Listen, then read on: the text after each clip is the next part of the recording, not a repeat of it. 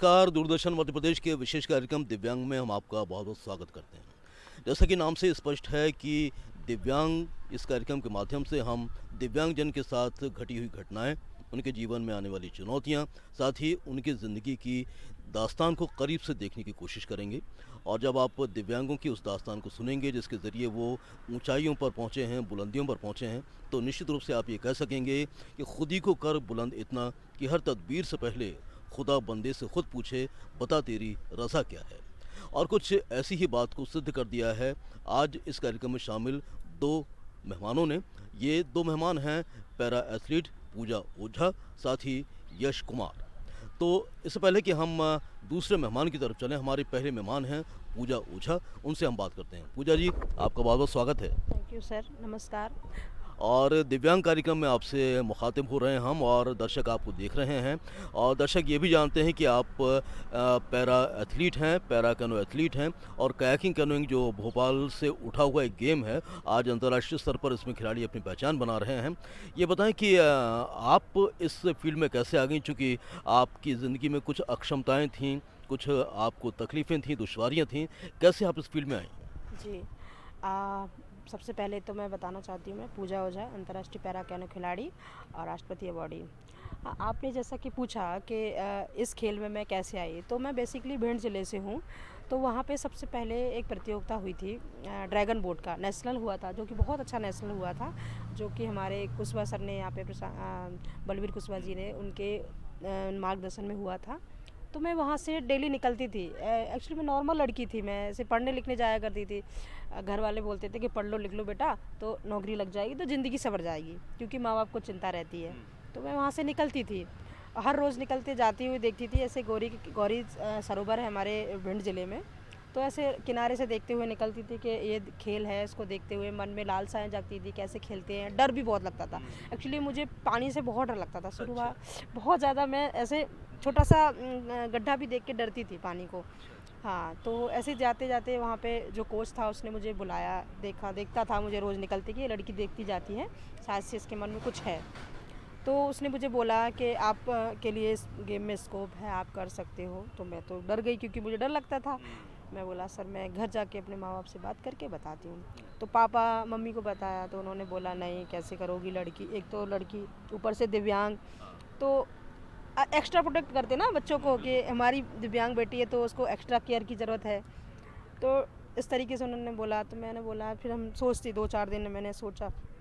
फिर मैंने सोचा कि कुछ ना करने से, कुछ करके अगर मर भी जाते हैं तो कोई बड़ी बात नहीं है। बस मन बना के और मैं गई। स्टार्टिंग की मैंने, पानी में घुमाया उन्होंने, मतलब दिखाया कि डर लग रहा है, तो नहीं लगा डर, हल्का हल्का लगा। फिर शुरुआत की जर्नी, शुरुआत में बहुत कठिनाई आई, क्योंकि जाने में एक लड़की को, वाटर स्पोर्ट्स ऐसी है कि उसमें ऐसे कपड़े पहनने पड़ते हैं टाइटी वाइटी, जो कुछ थोड़ा सा ऑड लगता था। तो उसको हमने धीरे धीरे स्टार्ट किया। तो फर्स्ट मैंने 15 दिन के अंदर मैंने सीखा बोट चलाना, और मैं फर्स्ट टाइम यहाँ पे आई भोपाल, मैंने पहला नेशनल खेला, और यहाँ पे मैं मयंक सर से मिली, और मैंने गोल्ड मेडल जीता था नेशनल में, और एशियन चैम्पियनशिप के लिए क्वालिफाई किया यहाँ से। और मैंने फर्स्ट इंटरनेशनल मेडल जीता था, एशियन चैम्पियनशिप में सिल्वर मेडल। मैं पहली वुमेन थी अपने गेम को शुरुआत करने वाली और पहली मेडल दिलाने वाली। जीवन की हर चुनौती को स्वीकार किया और ये तय कर लिया कि मरने से अच्छा है कि हम जीवन में कुछ करके दिखाएं। और आप ऐसी खिलाड़ी बन गई हैं जिन्होंने राष्ट्रीय चैंपियनशिप भी खेली है, एशियन चैंपियनशिप भी खेली है और वर्ल्ड चैंपियनशिप भी खेली है। तो पूजा जी, इन तीनों चैंपियनशिप में जब आपने हिस्सा लिया तो लोगों ने सबसे पहला आपको किस दृष्टिकोण से देखा, और बाद में आपके प्रति किस प्रकार से उनका मानस बदलता गया कि नहीं, ये दिव्यांग नहीं है, ये कुछ और ही हैं? हाँ, शुरुआत में जब मैं फ़र्स्ट टाइम भोपाल आई थी, तो कई लोगों ने मेरे माँ बाप को बोला था कि लड़की को बस ऐसे भेज रहे हैं अकेला। और मैं भिंड ज़िले से हूँ, तो वहाँ पे क्या ना, मैं तो कभी घर से अपने अकेले बाहर भी नहीं गई। तो बोला था मतलब क्यों भेज रहे हो, क्या होगा इसमें, ये है वो है, कैसे करेगी। हाँ, बस ये तो मेरे बाप ने कहा हमारी जो बेटी है हमें उस पर विश्वास है, वो करके दिखाएगी। फिर मैं जब यहाँ से मेडल, मेरा फर्स्ट टाइम जब मैंने इंटरनेशनल मेडल जीता था, तो वही लोग मेरे माँ बाप को आके बधाई देते हैं कि आपकी बेटी ने बहुत अच्छा किया है और आपका नाम रोशन किया है। मेरे पापा से बोलते हैं कि आपकी बेटी ने वो कर दिखाया जो बेटा नहीं कर सकता, और आप तो लड़की तो दिव्यांग थी। कई ऐसे दौर आए, कई ऐसे मूड आए जहाँ पे लगा कि छोड़ दूँ, तो मेरे कई ऐसे दोस्त हैं जिन्होंने मुझे मोटिवेट किया, कोचेस ने मोटिवेट किया कि आप कर सकते हो। धीरे धीरे स्टार्ट करते करते मैं एक समय ऐसा आया कि मेरे घर में एक बहुत बड़ी घटना हुई। मेरा भाई, सबसे पहले मैं आपको बताना चाहूँगी कि मैं 3 भाई थे मेरे। मेरा सबसे बड़ा भाई था जो कि कबड्डी प्लेयर था, जो सबसे बड़ा था। 18 साल की उम्र में वो एक कबड्डी के टूर्नामेंट के द्वारा वो एक्सपायर हो गया था। उसका सपना था कि मैं अपने देश का नाम रोशन करूं, वर्ल्ड लेवल पे जाके अपने देश का नाम अंकित करूं। तो उनके नक्शे कदम पे चलते चलते मैं शायद से यहाँ आ गई हूँ आज। उनकी मेरे साथ में उनका साथ है मेरे साथ, और माँ बाप का सपोर्ट है, कोचेस का सपोर्ट है। हर दिन नए नए चैलेंजेस आते हैं हमारी लाइफ में। ऐसा है कि मेरे घर में मेरे को कभी, मेरी मम्मी ने मुझे कभी एहसास नहीं होने दिया, और मैं लगभग 12 साल की हो गई थी। उन्होंने पूरा प्रयास किया कि इसका कुछ अच्छा हो जाए। मतलब मेरा यहाँ तक आ गया था, मुझे इंजेक्शन यहाँ तक हो गया था। मेरी माँ ने इतनी मेहनत करी, मतलब हमारा उस टाइम परिवार, मतलब हम आर्थिक स्थिति हमारी ठीक नहीं थी, फिर भी उसने इलाज कराया। पापा को लेके हम वो ग्वालियर रहे, हम भिंड जिले के हैं तो ग्वालियर पास में है। हाँ, तो उन्होंने मुझे मतलब पूरी कोशिश की कि मेरे पैर ठीक हो जाए, लेकिन नहीं हो पाया। फिर उसके बाद उसने मुझे हर कदम पे सपोर्ट किया। मैं आज मैंने बीए किया है, पॉलिटेक्निक किया है, आईटीआई की है, ये सब मेरी माँ की वजह से। आपको बताऊँ, मैं स्कूल जाने में इतना रोती थी ना कि मैं आपको बता नहीं सकती। मेरी माँ मेरे को टिफ़िन में कुछ अलग अलग देती थी और ड्रेस देती थी कि जाए खुशी खुशी। और मैं क्या करती थी, जैसे फिफ्थ में होती थी तो फर्स्ट क्लास के बच्चों में बैठती थी, क्योंकि बच्चे ऐसे हीन भावना से देखते थे, अरे कौन आ गया, कैसे ये कौन आ गया, हंसते थे, तो बुरा सा लगता था। और हर टाइम पे ऐसा मतलब बुरा जैसा लगता था। आज मैं पढ़ी लिखी हूँ, और उनकी दुआ से, मेरी माँ की सपोर्ट से, मेरे पापा के सपोर्ट की वजह से मैं आज यहाँ हूँ और इस जगह बैठी हूँ। तो मुझे गर्व है कि मेरे माँ बाप मुझे इतना सपोर्ट किया। पूजा जी, आपने एक ऐसा सफ़र तय कर लिया है जब आपने एक विशेष पहचान बना ली है कायाकिंग कोनिंग की फील्ड में, और कई आपने चैंपियनशिप को जीता है। आने वाले समय में कौन सी चैंपियनशिप पे आपका फोकस है? हाँ जी, अभी आपको बताएं, मैंने 3 वर्ल्ड चैम्पियनशिप में सिल्वर मेडल जीते हैं लगातार। उसके लिए हमारे कोचेस, हमारे मयंक ठाकुर सर, अनिल राठी सर, हमारी नाजिस मंसूरी मैडम और हमारे रिंकू सर, ये हमारे लगातार हमारे पीछे लगे रहते हैं, क्योंकि हम दिव्यांग हैं। तो दिव्यांग हैं तो हमको एक्स्ट्रा केयर, एक्स्ट्रा प्रोटेक्ट और एक्स्ट्रा सपोर्ट की ज़रूरत पड़ती है। हमारी व्हीलचेयर ले जाना, हमारी बोट उतारना, सब कुछ, तो सब कुछ ये करते हैं। और एक्स्ट्रा हमको मतलब प्रैक्टिस भी कराते हैं। अभी सेशन हमारा ओलंपिक का भी चल रहा है हमारा, तो ओलंपिक का सेशन के लिए हम सुबह हमारा बोट ट्रेनिंग होता है और शाम को हमारा जिम ट्रेनिंग होता है। तो हमारे सर हमको सपोर्ट करने के लिए जिम में जाते हैं, क्योंकि हम खुद से डंबल नहीं ले सकते, तो खुद से उठा नहीं सकते, सपोर्ट चाहिए होता है। तो एक्स्ट्रा सब कुछ चल रहा है हमारा, और हम चाहते हैं कि हम अपने देश के लिए ओलंपिक में मेडल लाने की पूरी कोशिश करेंगे। और आपकी कोशिशें कामयाब हों, इसके लिए हम लोग आपको बहुत-बहुत शुभकामनाएँ देते हैं। लेकिन आपके जैसे बहुत सारे ऐसे दिव्यांग हैं जो कई बार मैंने देखा कि डिप्रेशन में आ जाते हैं, या फिर उन्हें पूरे परिवार का सपोर्ट नहीं मिलता है, कुछ उनको ज़िंदगी में अंधेरा ही दिखाई देता है। तो आपसे जब बात हो रही है, तो लोगों ने जब आपकी बात को सुना है कि आप बचपन से ही आपने कितने संघर्षों को झेला है, और आज आपने एक विशेष स्थान बनाया है ताकि आप अपनी ज़िंदगी को सँवार सकें। इस प्रोग्राम के माध्यम से आप संदेश क्या देना चाहती हैं हमारे ऐसे लोगों से, ताकि उनका हौसला बुलंद हो और वो भी कुछ बेहतर करके दिखा सकें अपने जीवन में? जी, बिल्कुल सही बात है कि एक समय होता है कभी-कभी जब हमारे मन में आता है कि हम छोड़ दें, मतलब नहीं होता है, तब हमारे पास कुछ ऐसे लोग होते हैं जो हमें मोटिवेट करते हैं, जिनमें हमारे कोचेस भी आते हैं, हमारे कुछ फ्रेंड्स भी आते हैं, कुछ दोस्त ऐसे खास होते हैं जो हमको मोटिवेट कर देते हैं, और माँ बाप तो फिर होते ही होते हैं। तो मैं संदेश देना चाहती हूँ कि अगर आपको किसी टाइम ऐसा लग रहा है कि नहीं कर सकते, उस टाइम पे आपको वो चीज़ देखनी चाहिए कि हम कहाँ थे और कहाँ जा सकते हैं। मैं जैसे नीचे स्तर से ऊपर तक आई हूँ, तो मैं सोचती हूँ कि मैं कल कहाँ थी और मैं कहाँ हूँ आज। तो ये जज्बा अंदर से होना चाहिए कि नहीं, ये मतलब ऐसी ज़िंदगी, अपन को भगवान ने दिव्यांग बनाया है, लेकिन हम दिव्यांग नहीं है। मन हमारा बहुत स्ट्रांग होना चाहिए, तो हम ज़िंदगी की कोई भी मतलब चीज़ को पूरा कर सकते हैं। और मोटिवेशन का भी, कोचेस का भी बहुत हमारे इसमें सपोर्ट रहता है। मतलब एक माहौल होता है कि आप किस माहौल में, माहौल भी आपको एक बहुत वो करता है कि आप किस और माहौल में। आपने जिस हौसले को बुलंद करके दिव्यांग जन की श्रेणी को ऊंचा उठाया है, दिव्यांगों को भी कुछ करने की आपने कोशिश की है, उनके लिए भी कुछ सलाह देने की कोशिश की है, मार्गदर्शन आपने दिया है। और इसी सिलसिले को आगे बढ़ाते हुए अब हमारे साथ एक और दिव्यांग साथी हैं, जाने माने para canoe athlete Shri Yash Kumar. Yash Kumar पिछले 2019 से इस फील्ड में हैं और आज कई चैंपियनशिप का हिस्सा बन चुके हैं। राष्ट्रीय और अंतर्राष्ट्रीय स्तर पर आपने कायाकिंग कैनोइंग की प्रतियोगिताओं में हिस्सा लिया है और न सिर्फ भोपाल का, अपने प्रदेश का, बल्कि पूरे देश का गौरव बढ़ाया है। आज खुशी की बात है कि यश कुमार हमारे साथ हैं। यश, आपका बहुत बहुत स्वागत है। Thank you sir. आप उन खिलाड़ियों में से हैं जो सिर्फ एक खिलाड़ी ही नहीं है, बल्कि ज़िंदगी को भी एक खिलाड़ी की तरह जी रहा है, क्योंकि आपके साथ कुछ डिसेबिलिटीज़ हैं या हम कह सकते हैं कि विशेष दक्ष हैं आप, है ना? तो ये बताएं कि किस प्रकार से आपकी ज़िंदगी में ये दुश्वारियाँ आई सामने? मैं ऐसा हूँ तो मुझे भी कुछ अलग करना चाहिए अपने लिए, अपना नाम मतलब खुद से कमाऊँ मैं। तो हमेशा मतलब तो उस समय इतना नहीं था, लोगों के फ़ोन लेके मैं इंटरनेट पे सर्च करता रहता था कि मतलब कि मैं क्या कर सकता हूँ अब। तो फिर एक बार मुझे बॉडी बिल्डिंग दिखा तो मुझे लगा कि हाँ, मगर उसमें पैसा ज़्यादा खर्च होता था जो कि मैं अफोर्ड नहीं कर सकता था, फैमिली नहीं कर सकती थी। तो फिर मैंने उसे स्टॉप कर दिया। फिर अपना चल रहा था ऐसे। फिर मैंने अपना ग्रेजुएशन के लिए 2 साल घर में बैठा रहा। फिर उसके बाद ग्रेजुएशन के लिए झांसी गया था बीसीए करने के लिए।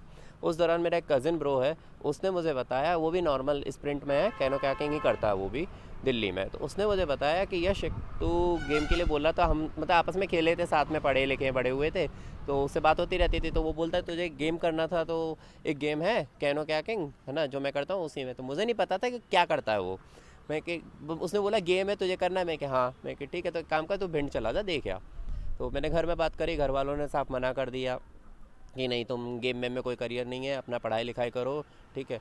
मैं कि ठीक है, मैं देख के तो आऊँ, लेकिन नहीं माने। फिर मैं ज़बरदस्ती करके भिंड गया, वहाँ देखा। समझ में तो मुझे कुछ नहीं आया कि मैं क्या करने आया, देखने आया, बस इतना पता है गेम करना है। फिर मैंने पूजा ओझा की फ़ोटो बैनर पे देखी, तो मेरे को लगा कि अब मुझे भी ऐसे ही अपनी फ़ोटो बैनर पे लगवानी है ना, मुझे भी अपना नाम का। फिर वहाँ से एक जिद बनी। तो वहाँ वर्तमान में जो कोच थे, उन्होंने कहा स्विमिंग करेगा? यहाँ कर, कभी करी है? नहीं। फिर उस समय थोड़ा पानी वैसा था, मौसम भी अच्छा नहीं था। तो उन्होंने कहा एक काम कर, अगले दिन। तो मैंने कहा सर, मैं अभी रहने के लिए नहीं आया हूँ, मैं देखने आया था, मैं जा रहा हूँ, एंड नेक्स्ट टाइम आके मैं परमानेंट आऊँगा। फिर कह रहे ठीक है। तो फिर मैं घर पे गया, घर पे काफ़ी कहा, साफ मना कर दिया। कोई मतलब गेम कह रहे, सीधा उनका जवाब का, कोई करियर नहीं है, तुम पछताओगे। बट मेरी ज़िद थी। तो फिर मैंने ताई जी को भी कहा काफ़ी, ताई जी ने फिर लास्ट में हार के बोला कि ठीक है, मैं तुम्हारी सपोर्ट कर दूंगी। उन्होंने भी जो भी सोच के बोला है ना कि मैं सपोर्ट करती हूँ, बट मैं 5,000 रुपये से ज़्यादा नहीं। कितना खर्चा आएगा, उन्होंने ये पूछा। मैं कही ताई जी, मिनिमम अगर देखा जाए तो 5,000 तो आ ही जाएगा। ठीक है, तो मैं 5,000 रुपये दे दूँगी, इससे ज़्यादा नहीं दूँगी। लेकिन मैं ठीक है, कोई नहीं, मैं कर लूँगा उतने में। तो मैंने फिर जैसे तैसे आधी बीसीए कर रहा था, मैंने पढ़ाई छोड़कर, लेकिन मुझे बस जुनून था गेम के लिए। तो मैं भिंड गया, अपना उसी 5,000 रुपये में मतलब मैं अपना स्टार्टअप किया। मैंने 1 अप्रैल 2019 में गेम ज्वाइन किया था। और मैंने अपना फिर मेरा जुलाई में सब पहला ट्रायल हुआ था वर्ल्ड चैम्पियनशिप का। उस ट्रायल में मैंने अच्छा मार के और मैं वर्ल्ड चैम्पियनशिप में सेलेक्ट हुआ, जिसमें मैंने पहला इंटरनेशनल वर्ल्ड चैम्पियनशिप 2019 में अगस्त में खेला था। और मैंने ऑल ओवर इंडिया वर्ल्ड में 5th रैंक प्राप्त करी थी कैनो से। उसके बाद फिर हमारा नेशनल आया, नेशनल में मैंने 1 गोल्ड और 1 सिल्वर जीता। फिर उसके बाद लॉकडाउन लग गया, कोरोना काल आ गया था। कोरोना काल में तो सारी एक्टिविटीज़ बंद हो चुकी थी, फिर भी हम घर रहकर अपना एक्टिविटीज़ कर रहे थे थोड़ा बहुत। फिर उस दौरान भी कुछ इवेंट्स थे जो सेल्फ जाने थे, लेकिन वो हम नहीं अफोर्ड हो पा रहा था। फिर हमने सबसे पहला नेशनल मैंने मतलब सेकेंड नेशनल मैंने भोपाल में आके खेला 2021 में, लॉकडाउन। तो उस समय प्रैक्टिस तो थी नहीं थी, हम घर पे ही पड़े थे। और वाटर का गेम है, उसमें तो हम पानी में नहीं जाएंगे, तो इतना अच्छा परफॉर्मेंस। तो उस दौरान मेरा सिल्वर मेडल लगा था, है ना। फिर मैंने यहाँ देखा, यहाँ का माहौल देखा, तो मुझे लगा कि मैं भिंड छोड़ के मुझे भोपाल आना चाहिए। फिर मैंने अपने कोच मयंक ठाकुर से बात करी, उन्होंने कहा ठीक है, कोई बात नहीं, आप आ जाओ, करो। ठीक है। फिर मैं अपना सारा सेटअप लेकर जो भी अपना ट्रैकिंग करी, और फिर मैं भोपाल आ गया। यश उस मुकाम पर हैं जहाँ पर हम कह सकते हैं कि हम भी दरिया हैं, हमें अपना हुनर मालूम है, जिस तरफ भी चल पड़ेंगे रास्ता हो जाएगा।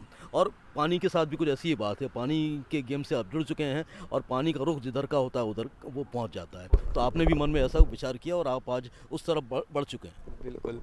बस वही है, फिर पानी के साथ ऐसे जोड़े कि अब तो दूर रहा नहीं जाता। फिर उसके बाद धीरे धीरे मेरे अचीवमेंट, फिर मैं एक पड़ाव ऐसा आया था कि एशियन गेम्स था उस, और जो मेरा इवेंट है कैटेगरी के हिसाब से VL1 और KL1, तो मैं कयाक करता नहीं था, और क्योंकि मेरी कैटेगरी एफर्ट नहीं करती, मतलब उसे एक्सेप्ट नहीं कर रही थी, और कैनो कैनो करता था, और कैनो एशियन गेम्स में नहीं था। तो और लेकिन मेरे को दिमाग में चढ़ गया था एशियन गेम्स करना है, कईयों ने कहा नहीं हो पाएगा, फिर मेरे को साहब ने कहा कि नहीं तो ट्राई करके देख, होगा क्यों नहीं होगा। फिर मैंने ठीक है, मैं ट्राई किया, जैसे तो बड़ी मुश्किल, काफ़ी मेहनत लगी कयाक करने में मुझे। फिर कयाक जब मैंने फर्स्ट कयाक ज्वाइन करके पहला नेशनल खेला 2022 में, उसमें मैंने एक गोल्ड कयाक से और एक कैनो से गोल्ड जीता, और उसके साथ ही मैंने फिर एशियन चैम्पियनशिप में पार्टिसिपेट करके ब्रॉन्ज मेडल के साथ और एशियन गेम्स के लिए कोटा भी जीता। और आपके साथ यश कुछ ऐसे वाक़यात भी हुए जब कई लोगों ने आपको नेगेटिव निगाहों से देखा हो, आपको ताने मारने की कोशिश की हो कि आप तो एक सामान्य व्यक्ति नहीं हैं, आप विकलांग हैं या दिव्यांग हैं? ये तो हर एक हैंडीकैप को फेस करना पड़ता है, ऐसा नहीं है कि हम कहें कि कुछ लोगों को नहीं करना पड़ता, नहीं, हर हैंडीकैप को ये फेस करना पड़ता है। कोई ना कोई पीछे से देता है तो कोई सामने से बोल देता है, लेकिन ताने सबको फेस करने होते हैं। बस ये है कि हमें उन तानों को सुनकर, ना कि अपने आप में बैठ जाना चाहिए कि हाँ हम नहीं कर पाएंगे, हमें और आगे बढ़ना चाहिए। उसने अगर ताना मारा तो उसने आपको ताना नहीं मारा, आपको उसने पुश किया है कि तुम कुछ कर सकते हो। इस वे में अगर हम अपनी बात को, उसकी बात को लें, तो हम भी कुछ, हर कोई मेरे जैसे आगे बढ़ सकता है। अभी फ़िलहाल मेरा टारगेट ओलंपिक ही है, जो कि पहले ओलंपिक था, ओलंपिक क्वालिफाई कर लिया। अब मेरा टारगेट है, मतलब अभी रैंक तो मेरी है 9वीं, तो मैं चाहता हूँ, अभी जो मैंने छोटा टारगेट ले रखा है कि मेरा all over country wise 6 rank, और मेरा टारगेट 2028 के लिए लेके बैठा हुआ हूँ कि 2028 में मेरे को इस गेम में ओलंपिक में मेडल जीतना ही है। उन दिव्यांगों से आप क्या कहना चाहते हैं जो प्रयास तो काफ़ी कर रहे हैं लेकिन उनको उस स्तर की कामयाबी नहीं मिल पा रही है जिसको कह सकते हैं कि जिसके ज़रिए एक विशेष पहचान बनाई जा सकती है? मेन तो बाधा और रोड़ा जो है वो यही है कि हमें जो सुविधा चाहिए वो सुविधाओं से हर एक हैंडीकैप वंचित है, नहीं मिल पाती है। और प्लस कुछ ऐसे भी हैं, हमें अपने बारे में नहीं पता होता कि हम क्या चीज़ बेस्ट कर सकते हैं। हम क्या, किसी ने बताया ये कर लो तो हम उसी रास्ते में चलने लग जाते हैं। हम सारे हैंडीकैप ही नहीं, नॉर्मल भी, सबको पहले अपने बारे में देखना चाहिए कि हम किस लिए, किसके लायक हैं, उस फील्ड को पकड़कर उसमें अपना, फिर उससे पीछे नहीं मुड़ना है। अब उसमें या तो फिर पूरे बर्बाद हो जाओ या फिर आबाद हो जाओ, लेकिन उस फील्ड को पकड़ लो तो लास्ट तक, जब तक आपके अंदर जान है तब तक उस फील्ड को पकड़ कर अच्छे से करते रहो। तो आप, मेरा जो मानना है, जैसे मैं सोचता था कि मैं कयाक करके, मतलब मैं ओलंपिक और एशियन गेम्स नहीं खेल पाऊंगा, लेकिन मैं उसे पकड़ के ही बैठा रहा। और हाँ, हमारे कोच का भी साथ था, ऐसा नहीं कहेंगे, हमारे कोच मयंक ठाकुर ने भी काफ़ी सपोर्ट किया। तो आप अगर जिद करके बैठ जाओगे नहीं कैसे नहीं होगा, तो 4 साल 6 साल 8 साल 10 साल में एक बार तो वो आपने जो ठान लिया वो ज़रूर मिलेगा ही मिलेगा, अगर आपने ठान लिया। अगर नहीं ठाने तो फिर तो वही है कि हर कोई कहता है अरे इसमें कुछ नहीं हुआ। बिल्कुल आपने सही कहा कि ज़िद हमें करनी पड़ेगी और दुष्यंत कुमार का जो शेर है कि कौन कहता है आसमान में सुराख नहीं हो सकता, एक पत्थर तो तबीयत से उछालो यारो। तो कुछ ऐसा ही जज्बा बनाना पड़ेगा, ऐसी ही मेहनत करनी पड़ेगी ताकि हम अपने जीवन की बाधाओं को या हमारी शारीरिक बाधाओं को नज़रअंदाज करके आगे बढ़ सकें। और इस समय हमारे साथ हैं पूजा जी और यश जी के सहायक कोच अनिल राठी जी। अनिल जी से हम जानते हैं कि इन दिव्यांग खिलाड़ियों को आगे ले जाने में ये कौन कौन सी सुविधाएं यहाँ पर दे रहे हैं और किस प्रकार की सुविधाओं के बल पर ये दोनों खिलाड़ी आगे बढ़ रहे हैं। इसे 11 साल हो गए अभी। और जो ये प्लेयर हैं पूजा ओझा यहाँ पे 2018 में आई थी सर के पास में। तो जब ये आए पूजा ओझा आई तो तब सर ये रोड क्रॉस करके आती थी, इसके पास में व्हील चेयर भी नहीं थी। तो बहुत संघर्ष के बाद ये यहाँ पे आई लड़की और सर को ने इसे स्विमिंग सिखाई। स्विमिंग सिखाने के बाद में धीरे धीरे इसका बोट में बैलेंस बनाया। और सर ये आज की डेट में पूजा 4 वर्ल्ड चैम्पियनशिप खेली, जिसमें से 3 वर्ल्ड चैम्पियनशिप में सिल्वर मेडल है और एशियन गेम्स में 4th प्लेस, एशियन चैम्पियनशिप में 6 गोल्ड अभी तक, और अभी ओलंपिक क्वालिफाई किया है सर 2020। सर इनका मॉर्निंग में रूटीन होता है, सुबह 6 o'clock इनकी प्रैक्टिस स्टार्ट होती है, सुबह 6 बजे आते हैं सभी प्लेयर। और उसके बाद में फिर इनके सर बारहवां वगैरह होता है। उसके बाद में फिर इनकी बोटिंग की प्रैक्टिस होती है। दैन बोटिंग हो जाएगी सर 2 आवर्स का इनका बोटिंग का ट्रेनिंग प्रोग्राम रहता है, कभी 1.5 आवर्स का। उसके बाद में सर इनकी वेट ट्रेनिंग होती है और उसके बाद में फिर शाम का सेशन होता है सर 5 o'clock, वो 7 o'clock तक, 7:30 तक, इस तरह का इनका सेशन रहता है। और सर कठिनाइयों की बात करें, दिव्यांग बच्चे हैं तो सर इन्हें जैसे अभी हमने बोट में बैठाना है तो हम इन्हें गोदी में लेके बोट में बैठाएंगे, उसकी एडेप्टेशन होती है। एडेप्टेशन जैसे अभी बोट है सर, वो देखो सामने बोट है तो उसमें एडेप्टेशन लगी हुई है, तो एडेप्टेशन बनानी पड़ती है। किसी के लोअर लिम्ब में प्रॉब्लम है तो उसे स्टेप से बांधा जाता है। उसके बाद में फिर जैसे हम बच्चों की वेट ट्रेनिंग कराते हैं तो हमें सपोर्ट की ज़रूरत पड़ती है, तो हम इन्हें सपोर्ट देते हैं। जब वेट ट्रेनिंग करें तो इसे पकड़ के कराना पड़ता है, हाथों से, अपने हाथों से कराना पड़ता है, वेट ट्रेनिंग करानी पड़ती है। उसके बाद में जो बाहर ग्राउंड में एक्सरसाइज होती है तो सपोर्ट के साथ इनकी हेल्प करी हमारे जो अभी प्लेयर ये बाहर इंटरनेशनल खेलने के लिए जाते हैं तो हमें साई प्रोवाइड कराती है। जैसे अभी हमारे पास में साई ने 2 बोट्स हमें दे रखी हैं, और उसके बाद में जब हम फॉरनर एक्सपोजर आता है तो हमें साई प्रोवाइड कराती है सर। तो हम साई के थ्रू इंटरनेशनल टूर के लिए जाते हैं। सर पैरा के लिए सर फुल प्रिपेयर चल रही है, लास्ट 3 ईयर से प्रिपेयर चल रही है, क्योंकि 2022 में मैंग सर हमारे पास में एक प्लेयर को लेके गए थे, जो कि फर्स्ट प्लेयर प्राची यादव को लेके गए थे मैंग सर ओलंपिक में।